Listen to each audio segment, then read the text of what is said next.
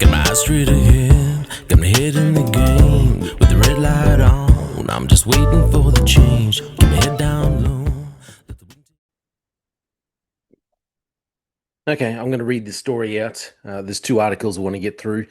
Both of them deal with racism within the Northern Territory Police. They're both regarding the one story that was the shooting death of Kumanjayi Walker, and what happened there back several years ago now by then police officer Rolfe, Mr. Rolfe. So the report's interesting to what the coroner has said. I'll tell you now, I had a lot of experiences with racist police officers while I was working in the Queensland Police Service, specifically when I was doing general duties and going into different areas and working. The attitudes that were towards Indigenous people, I felt was just nothing, just blatant racism at times, blatant racism. And then other times it was a bit more subdued, a bit more, like things like I told a story about how, we went to in Queensland drinking in public. You're not allowed to drink in public, drink alcohol in public, consume alcohol, consume liquor in a public space, I think it is. But going to a park and an Indigenous group was sitting around a table having some beers. I think it was VB. There wasn't anything unruly going on or anything like that. And we tipped out the beers. I think they confiscated maybe the alcohol that was still unused. Anyway, I thought at the time, okay, I didn't like it. I didn't think it was necessary to really take the other alcohol, but whatever.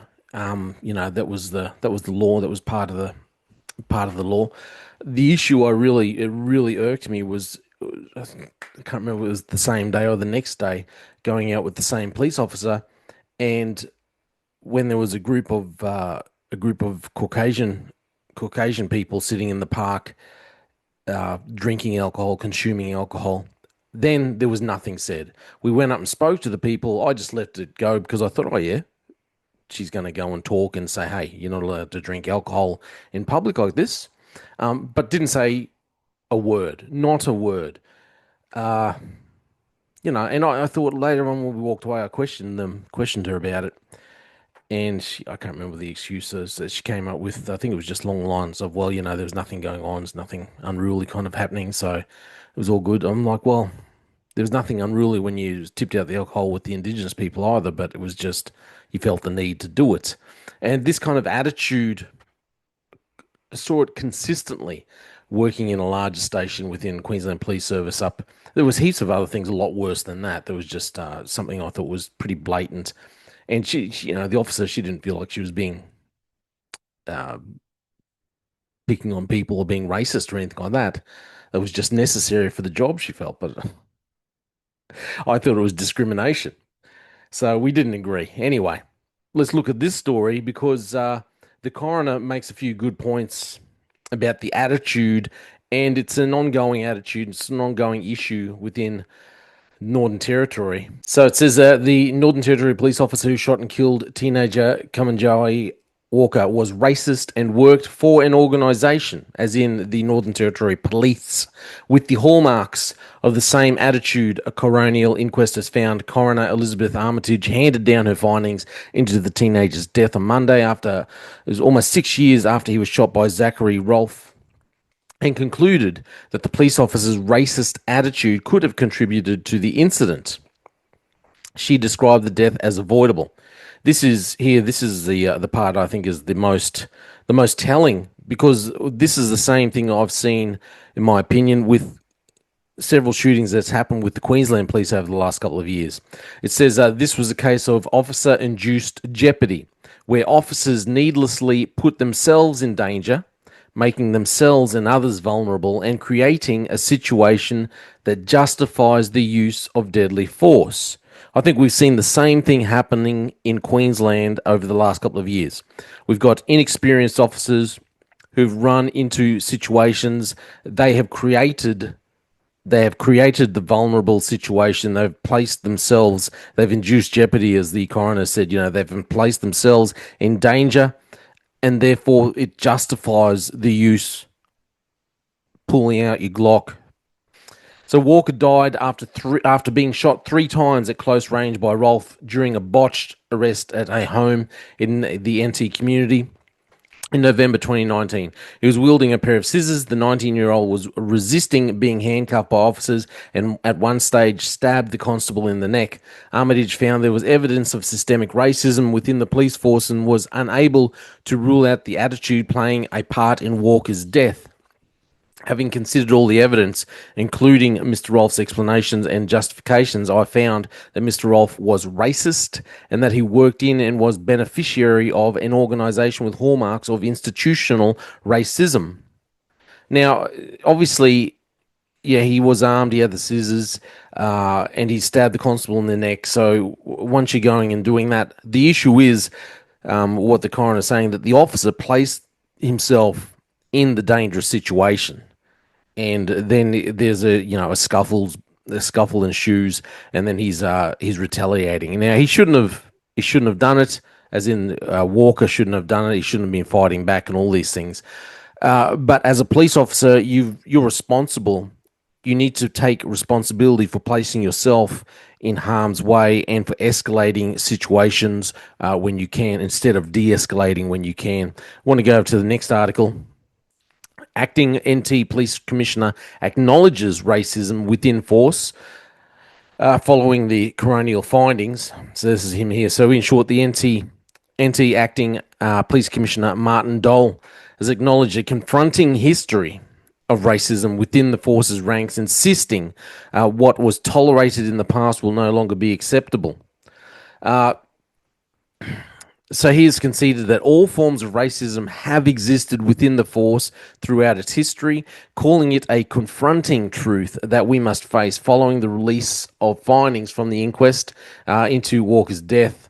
On Monday, NT Coroner Armitage handed down those findings. So the recommendations that Armitage found for the NT police force included incorporating the shooting into its recruit training as an example of officer-induced jeopardy. QPS, you need to do the same thing, I would say. You've got enough of your own examples, I would say, of officer-induced jeopardy. And improving its procedures for addressing complaints about racism and use of force against Aboriginal people. She also recommended the force require all officers to spend at least 4 months in a remote posting in their first 3 years on the job. It's funny, I would have thought that would be mandatory when you come out, when you're first on the job in the Northern Territory. Yeah, and I would think, too, this is what should happen in Queensland. Too many police officers that I met, they're stuck down in that southeastern corner. They need to get out. There is so much more benefit to working in a regional area. And if you really want to learn policing, you need to get out, as you can see completely a different attitude with officers who go and perform duty in remote community areas compared to officers who just stay in city areas in the southeast corner and this kind of thing. So yeah, the remote posting in their first 3 years on the job, and develop induction packages specific to each community with the assistance of local elders.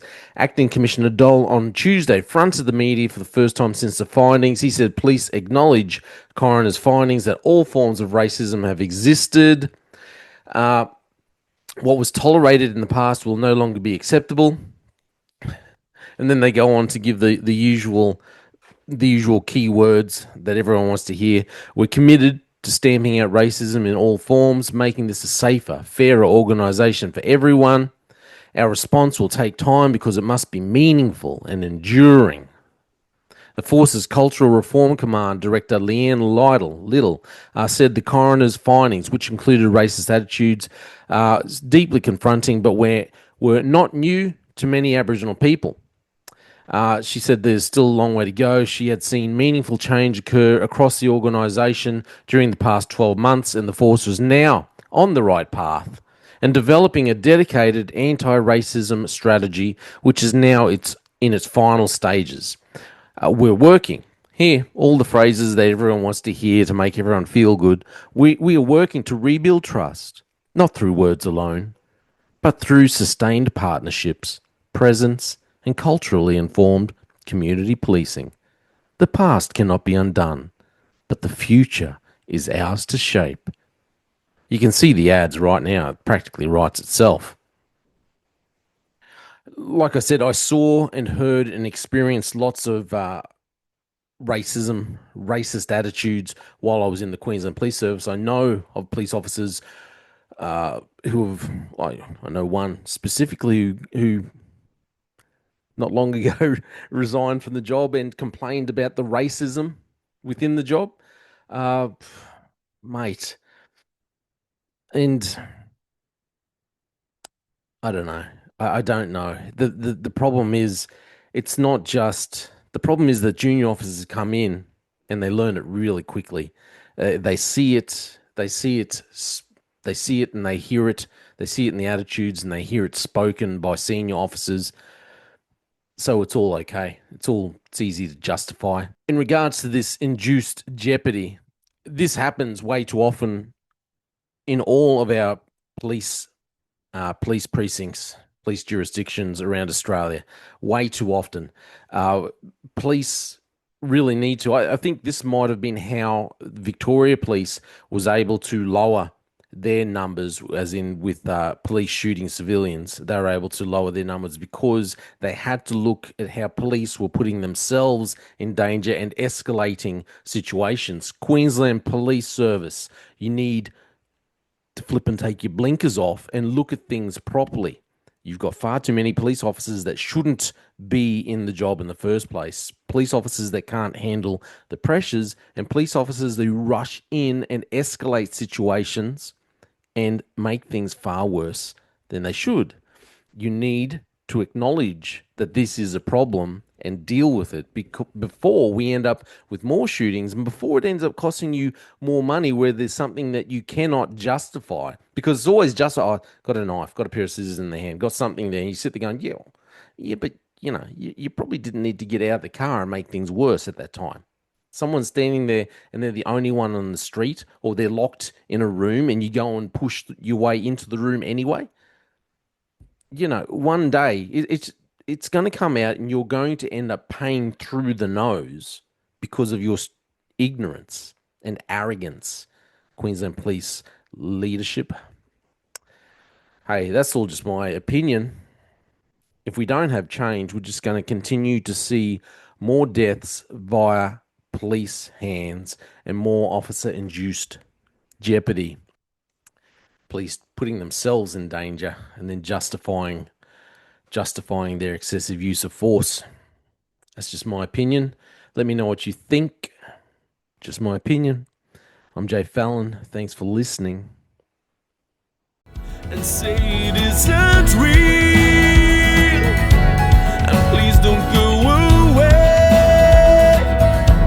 Just give me one more day. What if I could? What if I could turn back time? I'd make you smile again. And if I could unbreak your heart, and we could start again.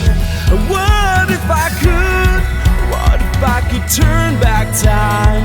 I'd make you smile again. And if I could unbreak your heart, and we could start again. We could start again. We could start again. We could start again.